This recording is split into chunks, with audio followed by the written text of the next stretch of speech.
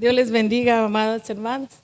Es un privilegio para mí el poder compartir con ustedes en esta noche. Agradezco al Señor y al pastor Josh que me da este privilegio de poder compartir con ustedes un poquito de lo que Dios ha hecho en mi vida. Como decía mi esposo, ¿verdad? En veces yo pensaba, pues, los que testifican, ¿verdad? De dónde, de lo tremendo que anduvieron, cosas que les pasaron fuerte y cómo Dios los transformó. Y decía yo, pues yo de qué voy a hablar, ¿verdad? Si Dios no me sacó de ahí. Pero realmente Dios hace cosas maravillosas con nosotros y cada uno de nosotros debemos de contar su historia y también contar la nuestra. Y así he titulado en esta noche, contemos su historia y también la nuestra. La primera carta del apóstol Juan, vamos a estar leyendo en el capítulo 1, los primeros 4 versículos. Primera de Juan, capítulo 1, versículos del 1 al 4. Dice la bendita palabra del Señor en el nombre del único Dios, Padre, Hijo y Espíritu Santo. Lo que era desde el principio, lo que hemos oído, lo que hemos visto con nuestros ojos, lo que hemos contemplado y palparon nuestras manos tocante al verbo de vida, porque la vida fue manifestada y la hemos visto y testificamos y os anunciamos la vida eterna, la cual estaba con el Padre y se nos manifestó. Lo que hemos visto y oído, eso os anunciamos, para que también vosotros tengáis comunión con nosotros, y nuestra comunión verdaderamente es con el Padre y con su Hijo Jesucristo. Estas cosas os escribimos para que vuestro gozo sea cumplido. Amén. Si me permite, vamos a orar. Amantísimo Dios, aquí estamos, Padre, delante de ti nuevamente, poniendo este momento, Señor, delante de ti para que seas tú, Señor, el que unja mis labios, Señor, que cada palabra que salga de mi boca, Señor, pueda hacer el impacto, Señor, en alguna vida, Padre, que tú puedas tocar, Señor, que tu palabra nos hable, que tu palabra nos ministre, que tu palabra, Señor, nos haga, Señor, quizá despertar, Señor, para poder, Señor, dar testimonio de las cosas grandes y maravillosas que tú haces con nosotros. En el dulce y maravilloso nombre de ti, Hijo Jesús, yo te pido que bendigas a cada uno de los que están aquí, Señor, en esta noche, alguno que quizá viene en camino, Señor, o los que están, Señor, ahí en su casa, Señor, escuchándonos. Padre, en el nombre de Jesús, bendice a cada uno por nombre. Gracias, Padre, gracias, Hijo, y gracias, Espíritu Santo. Amén. Como decía mi esposo, ¿a cuántos les gustan las historias, verdad? Yo no sé, a mí me encantan las biografías, ¿verdad? Las historias de algunas personas, ¿verdad? Que han hecho cosas fascinantes o su vida, ellos han podido superar alguna situación en sus vidas y cuando empiezo a leer la biografía de alguien que es muy interesante, uno no quisiera parar de leer, ¿verdad? Uno quiere llegar hasta el final y poder entender o ver qué cosas sucedieron en su vida, cómo salió adelante, cómo impactaron a otras vidas. Y es posible que esa historia o esa biografía impacte mi vida también cuando la estamos leyendo. Es súper fascinante leer las biografías de personas importantes. Y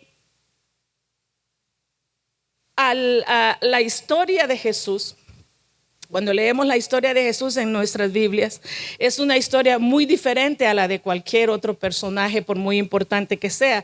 La historia de Jesús es poderosa, que nos habla acerca del amor de Dios por su pueblo, por la humanidad, y nos habla de su plan, ese plan de Él que es para restaurar la comunión de su creación, la comunión del hombre con Él. De eso nos habla su plan. Es para darle al hombre vida plena, para darle al hombre paz, para darle al hombre gozo, para ofrecernos el perdón de pecados y para ofrecernos la vida eterna. Esa es la historia básicamente de lo que la Biblia habla acerca de nuestro Señor Jesucristo. Y Juan, en estos versículos que leímos, él nos habla de lo que él y sus compañeros, los discípulos, ellos, lo que ellos vieron, lo que ellos oyeron, lo que ellos personalmente experimentaron cuando estuvieron caminando con Jesús en el tiempo en que Jesús estuvo desarrollando su ministerio. Entonces, ellos hablan, y en este caso Juan tuvo el privilegio de escribir todo lo referente a Jesús, al Mesías, al Hijo de Dios. Ellos hablaban con gran seguridad de esta historia. Ellos la relataron con mucha seguridad, porque como dice Juan, lo que hemos visto, lo que hemos oído, lo que palparon nuestras manos. O sea, no les estamos escribiendo ni hablando mentira. Es una experiencia real de la que les estamos hablando. Eso es lo que Juan está diciendo. Y gracias a Juan y a los que tuvieron la oportunidad de escribir y que compartieron con el Señor, es que nosotros hoy en día hemos llegado al conocimiento de Dios. Porque si ellos no hubiesen escrito lo que ellos experimentaron, lo que ellos vieron, de lo que ellos fueron testigos, pues nosotros quizás no supiésemos absolutamente nada del Señor y estuviésemos apartados de Él. Pero a través de lo que ellos escribieron, hemos llegado nosotros al conocimiento del Señor Jesucristo y de la salvación que Él nos ofrece. Entonces, ahora nos toca a nosotros contar su historia. Ellos ya contaron la historia de Jesús. Ellos ya contaron la experiencia que tuvieron con el Señor. Ahora es de nuestra parte, es nuestra responsabilidad que nosotros contemos la historia. Pero para poder nosotros contar esta historia tan maravillosa del amor de Dios, es necesario, en primer lugar, que nosotros le conozcamos a Dios personalmente, así como Juan lo conoció. Nosotros no podemos hablar de alguien a quien no conocemos a profundidad. No podemos hablar de alguien a quien solo lo hemos visto así de una manera superficial. Porque si nosotros hablamos de alguien a quien no conocemos verdaderamente, de quien no sabemos mucho, entonces lo que nosotros contaríamos no sería algo verdadero. No sería algo real, sería quizás hasta mentira o quizás exageraciones, ¿verdad? Estaríamos hablando cosas exageradas porque no conocemos a la persona. Entonces, para poder hablar con veracidad acerca de alguien con exactitud, debemos de conocer a esa persona primero.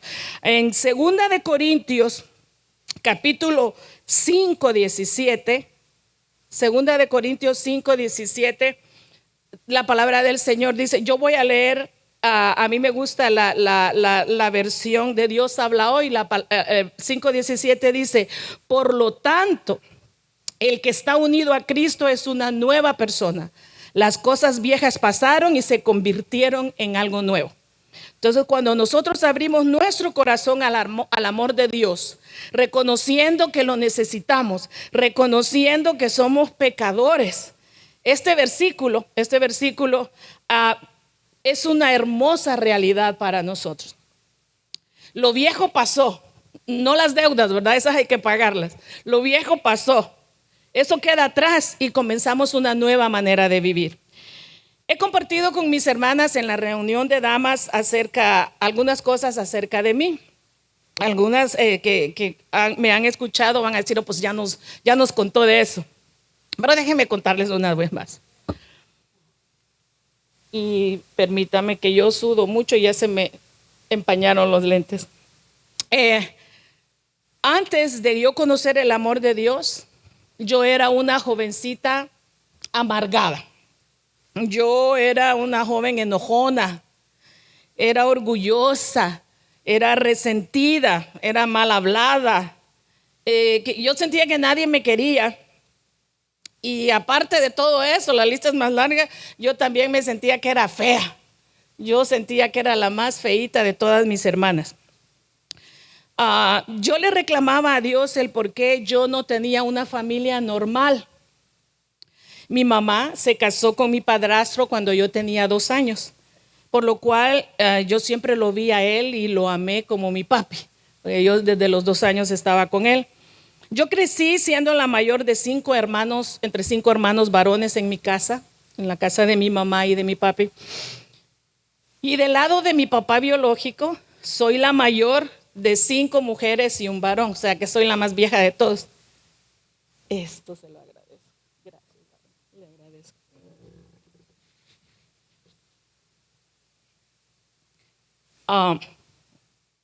Entre esas 5 niñas, del lado de mi papá, está mi hermana casi gemela, Roxana. Ustedes la conocen. Y digo casi gemela porque yo soy mayor que ella 1 mes y medio nada más. Tenemos el mismo papá, compartimos el mismo papá. Y fue nuestro papá, por nuestro papá, que nosotras venimos al conocimiento del Señor. Él aceptó primero al Señor y Él nos llevó a la iglesia Monte Carmelo de las Asambleas de Dios, allá en la colonia Luz, en El Salvador, donde todavía pastorea el reverendo Luis Ricardo Panameño. Y fue allí, a la edad de 16 años, que el Señor tocó mi vida. El Señor tocó mi vida de tal manera que aún 47 años después, sigo enamorada del Señor. He aprendido en estos años que para ser una nueva criatura, como dice su palabra, y poder contar su historia, no solo tengo que conocerle a Él personalmente, sino que también en segundo lugar, tengo que vivir como su discípula. No solo conocerlo, sino que vivir como su discípula. Tengo que dar testimonio con mi vida de que Él vive en mí. Y yo tengo que accionar. El estar en Cristo, como dice en 2 de Corintios 5:17, implica acción.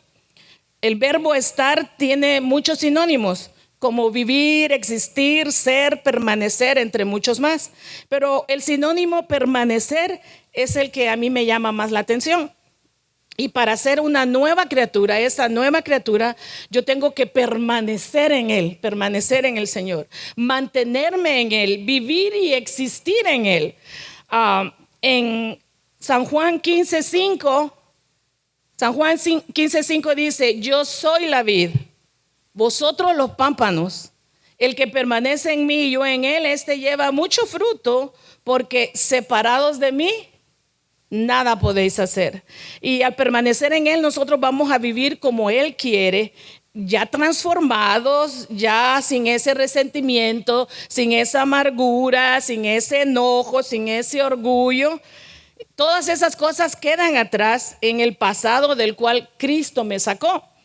Ahora es tiempo de dar fruto, de practicar la palabra de Dios, no solo leerla, no solo memorizarla, sino que ponerla en acción. Que nuestras acciones o que mis acciones hablen más que mis palabras. Que nuestras acciones hablen más que nuestras palabras, porque en veces hablamos mucho, pero lo que hacemos no tiene nada que ver con lo que decimos. Porque, mis amados hermanos y hermanas, ¿qué pensarían ustedes de mí si ustedes me ven aquí muy santita, muy sonriente, muy ungida, ¿verdad? Pero al bajarme de aquí, al dejar este altar, yo ni le volteo a ver, ni le saludo.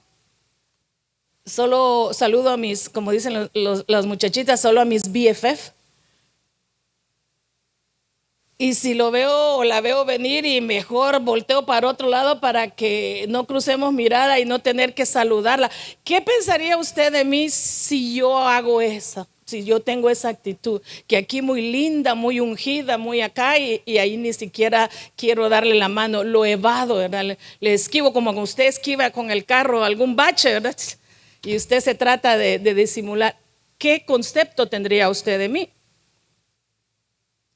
¿Dónde estaría el cambio entonces? El cambio que Dios ha hecho en mi vida. ¿Dónde está el reflejo de Jesús en mi vida? ¿Dónde estaría? Yo estaría entonces contando muy mal la historia del Señor, porque estaría contando que Dios no ha hecho cambios en mi vida. Lo estaría diciendo con mis acciones. Si yo vivo de una manera desordenada, haciendo lo que a mí me da la gana y no lo que Dios quiere que yo haga, nadie me va a creer cuando yo hable de Dios. Si me están viendo mis acciones malas, ¿cómo me van a creer cuando yo venga a querer hablar del Señor? No me van a creer, no me van a creer la historia que yo esté contando de Dios, porque van a decir, Dios no es capaz de cambiar a nadie si mira cómo es esta persona. En esta permanencia con Él todos estos años yo he aprendido que mi vida cristiana es un proceso. Mi cambio no fue como yo quería que mi cambio fuera instantáneo, sobrenatural, de la noche a la mañana, pero he entendido que en su infinito amor y su misericordia, Dios no obra así, sino que a través de los años que han pasado, Dios me ha venido enseñando a través de circunstancias buenas, a través de circunstancias malas, circunstancias fáciles, circunstancias difíciles, que para Él yo soy especial y que yo puedo contar con Él siempre. Cada experiencia en mi vida me ha ayudado a depender de Él y a permanecer en Él. Una de mis experiencias de vida que me ha recordado y me ha instado a permanecer en Él es un accidente de automóvil que tuve hace unos años. Saliendo de mi trabajo, yo salía a las 6 de la mañana. Yo trabajaba en una compañía que se llamaba Sky Chef. Es una cocina para American Airlines que está en la parte de atrás del aeropuerto. En ese entonces aún no eran obligatorios los cinturones. Ya se debe imaginar hace cuánto fue eso. Todavía no era por ley usar el cinturón. Y yo no tenía mucha experiencia manejando.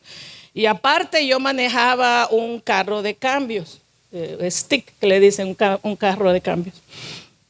Era un Nissan Sentra, bastante nuevo. Y le daba raya a una compañera de trabajo. Ella nunca usaba el cinturón, jamás se lo ponía, pero esa mañana cuando salimos, hasta yo le hice chiste de que, ¿y ahora qué te pasó? Se puso el cinturón. Cuando nosotros salimos, la carretera estaba un poco mojada y había como arena porque había construcción así a los alrededores. En realidad yo no sé cómo sucedió ni cómo pasó, pero mi carro empezó a resbalar y en la frustración, en la aflicción, como yo no tenía experiencia manejando y especialmente los carros de cambio, yo lo que hice fue frenar. Y al frenar fue peor la cosa. Mi carro empezó a patinar y a dar vueltas. Empezó a dar vueltas y vueltas y vueltas. Fueron cuestión de segundos, que para mi mente fue larguísimo. Esos segundos fueron eternos. Yo dije, aquí nos morimos, hasta aquí llegamos. Y cuando yo pensé en la muerte, yo no me recordé de mis 3 niños que todavía estaban chiquitos, no me recordé de mi esposo, no me recordé de nadie, sino que mi preocupación fue, si yo me muero ahorita, yo me voy a morir ahorita, ¿qué cuentas le voy a dar al Señor? ¿Qué es lo que yo he hecho por Él todo este tiempo? Esa era mi aflicción, ¿qué cuentas le iba a dar yo al Señor? Yo me sentía en ese momento que no había hecho nada para el Señor, pero para ese entonces, a través de los años que habían pasado, yo ya había trabajado en su obra, yo ya había trabajado como secretaria, como presidenta de damas. Ya había sido maestra de escuela dominical. En ese momento yo era consejera de jóvenes, era la secretaria del pastor, era diaconisa, muchas cosas, pero en ese momento nada de esa lista me pareció que valía la pena. Yo decía, yo no he hecho nada por el Señor. Eso es lo que me vino a mí a la mente. Y en ese instante, mi vida me pasó como, y parece, no se sabe ni explicar, pero le pasa a uno en un segundo como una película y todo le pasa a uno rápido. En mi angustia también era por mi compañera. Al fin el carro se detuvo y cuando nos dimos cuenta, pues no veíamos nada porque el parabrisas estaba lleno de lodo y de la tierra, y nos dimos cuenta que habíamos quedado volteadas al revés, para atrás, pero subidas en la acera, en la banqueta, viendo para el lado contrario. Y quedamos así de un poste, de no haberle pegado al poste. No había división en medio Y en esa voltadera que dimos pudimos habernos atravesado al lado contrario del tráfico. Gracias a Dios eso no sucedió. No sé cómo pude sacar el carro de ahí. Estábamos en la parte de atrás del aeropuerto. En ese entonces todavía no estaba el Freeway 105, no lo habían construido. Yo no sé cómo logré, y ni usábamos teléfonos celulares. No sé cómo logré llegar, creo que a la Sepúlveda, a una licor. En realidad no sé hasta dónde llegamos para poder usar un teléfono y poder llamar a mi esposo. Hasta ahí me quebré. Ahí las dos, mi compañera y yo, empezamos a llorar. Yo temblaba, me temblaban las piernas. Creo que fue el radiador el que se le arruinó, no me recuerdo, algo se le arruinó al carro, pero pasé mucho tiempo en que yo no podía manejar, no me atrevía a agarrar el timón porque sentía que no podía hacerlo. Pero fue en ese momento que yo le hice una promesa al Señor. Y yo le dije, todo lo que me venga en la mano para hacer por ti, yo lo voy a hacer. No voy a poner ninguna excusa. Y esa promesa que yo le hice al Señor en ese momento es la que me ha ayudado a mí a permanecer en Él, a poder contar su historia. Es lo que el recordar esa promesa me hace permanecer agarrada a Él y no olvidarme lo que yo le prometí. Entonces, al contar nosotros su historia, debemos de contar también la nuestra. Hablemos en tercer lugar de lo que Él ha hecho en nosotros, lo que nosotros hemos visto, lo que hemos oído, lo que han visto nuestros ojos, lo que hemos experimentado con Él, debemos nosotros de contarlo también. A mí no solo me sacó, y resumiendo mi vida, de la amargura. No me sacó solamente de ahí, sino que también me ha sostenido en momentos duros y difíciles. Y uno de ellos fue cuando me dieron la noticia, ya casi hace 6 años, del cáncer de mama. Fue algo fuerte, fue una noticia fuerte, fue un proceso difícil, que si entro en detalles, pues no nos vamos de aquí. Pero el Señor se glorificó en ese proceso también de angustia, que la angustia no solamente fue para mí, sino que para toda mi familia también. Pero hoy puedo decir que soy una sobreviviente de cáncer para la gloria de Dios. Dios me rescató a mis 16 añitos y no permitió que yo anduviera en drogas, en alcohol. Me libró de todo lo malo que este mundo ofrece. Y ese Dios que no me falló en el pasado, no me iba a fallar esta vez. Y no me falló en esos momentos de tribulación tampoco. Y para ir terminando, yo quiero compartir con ustedes que cuando mis hijos eran pequeñitos, yo tenía mucho temor. Era un temor real, literal. Yo tenía temor de no poder ser una buena mamá, de no poderlos guiar a ellos de una manera correcta. Pero leyendo el Salmo 128, no lo vamos a leer, pues está larguito. El Salmo 128, el Señor puso paz en mi corazón. Fue como que Él me dijera, tranquila, yo estoy en control. Tú solamente haz tu parte. El Señor me habló a través de ese salmo. Nuestros 3 hijos son muy buenos seres humanos, al igual que los 3 hijos de mi hermana Roxana, que son casi hijos nuestros también porque se criaron juntos los 6.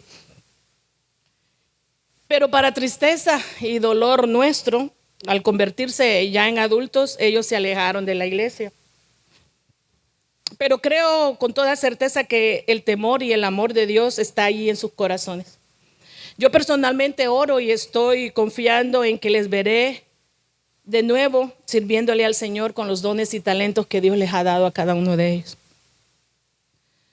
Hace como unos 3 años mi corazón se quebró y fui bien dañada.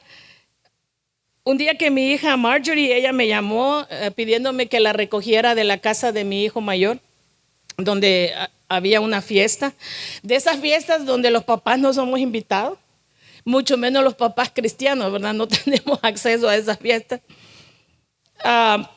Ella me llamó para que le diera ray y al verla en la condición que ella estaba cuando yo la recogí, me llené de ira, y no de ira santa precisamente. me enojé y le dije un par de cosas que yo ni me acuerdo que le dije, pero ella sí se acuerda.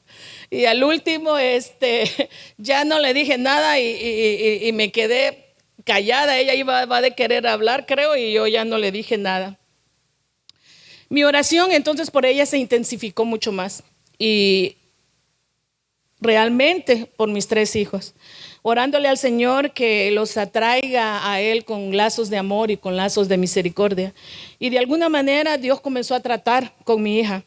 Ella, por cierto, mi hija Marjorie ya está contando su historia también. Yo le pedí al Señor que se le revelara de una manera sobrenatural para que ella creyera que era Dios el que la estaba llamando.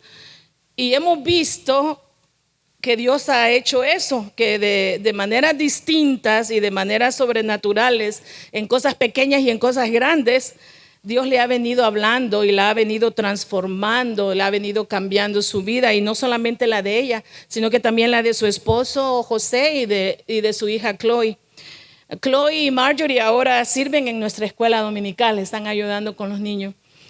Y como mamá yo me sentía que era culpable de que mis hijos se hubieran apartado del Señor.